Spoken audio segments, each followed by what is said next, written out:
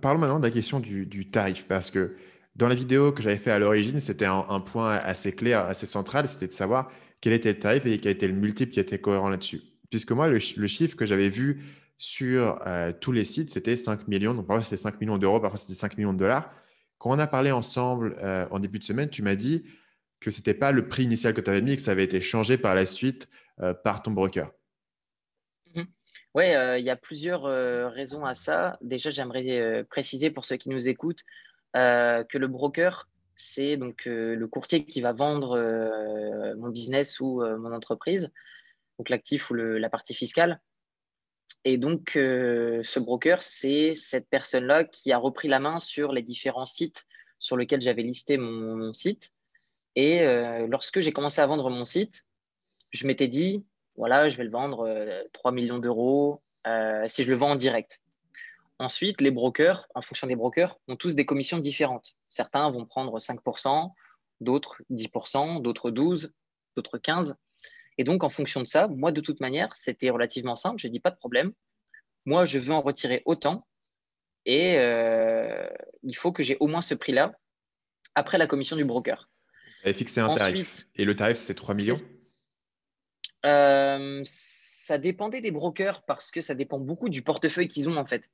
Euh, Par exemple, un portefeuille d'investisseurs, par exemple aux États-Unis, qui veulent vendre rapidement, tu vois, ça dépend aussi du mindset de la stratégie du broker. Si quelqu'un veut le vendre rapidement et le broker a besoin d'argent rapidement, il va essayer de le vendre le moins cher possible et s'en débarrasser le plus vite possible, peut-être même en diminuant sa commission.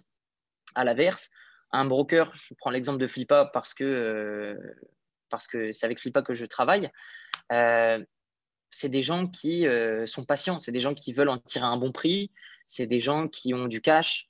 Euh, donc, euh, donc, on peut se permettre de vendre plus cher le business. Et la raison pour laquelle, surtout, on a augmenté le prix du business, c'est que entre le moment où j'ai listé mon business et entre le moment où la vente va réellement s'effectuer, bah, mon business, j'ai travaillé dedans pendant 6 mois. Et donc, forcément, un business en juin 2019, entre ce que j'ai fait en juin 2019 et aujourd'hui, il s'est passé quand même quelques petites choses, notamment le fait d'avoir rajouté 1 an de vidéo d'avance à la chaîne YouTube, par exemple, le fait d'avoir sorti mon livre, le fait d'avoir amélioré nos process sur, par exemple, le recouvrement des paiements, toutes ces petites choses en fait, qui font que bah, mon business aussi est plus stable, vu qu'aujourd'hui, 90% de mon bénéfice, ce sont des revenus récurrents issus des abonnements. Donc, il y a non seulement le fait que le broker prend sa commission et l'inclut dans le prix de vente, il y a aussi le fait que je vais travailler plus sur le business et donc du coup, bah, le business a plus de valeur. Il y a aussi le fait que l'historique de l'entreprise en question a plus de, de chiffre d'affaires et donc du coup peut lever plus de dettes.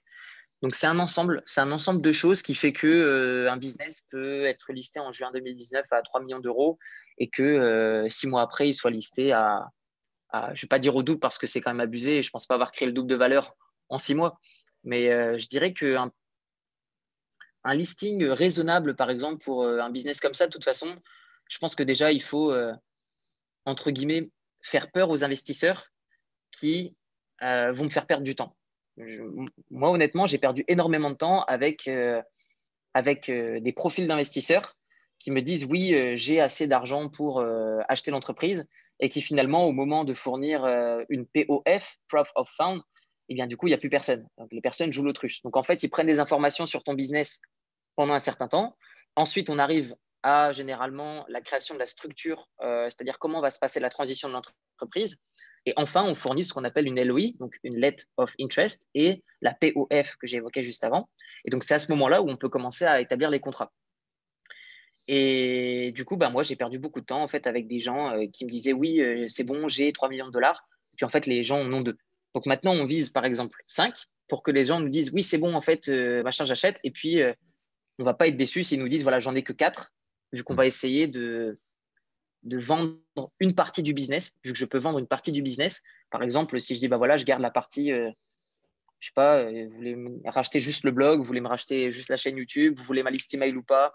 Est-ce que vous voulez racheter le business aussi que j'ai sur Amazon où je vends mon livre?